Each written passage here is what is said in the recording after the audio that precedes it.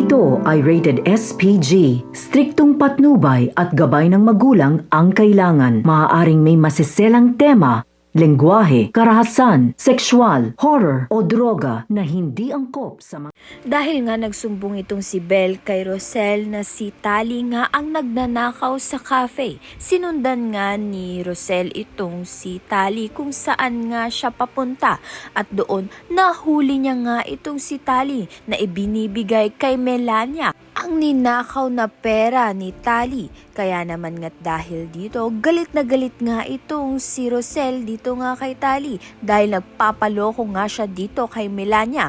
Lingid nga sa kaalaman nito ni Rosel, si Melania nga ang tunay na ina nito ni Tali. Sa kabilang banda naman nga may bagong balita nga sa pinaiimbestigahan nito ni Rosel at mukhang malapit na ngang malaman kung sino nga ba talaga ang tunay niyang anak.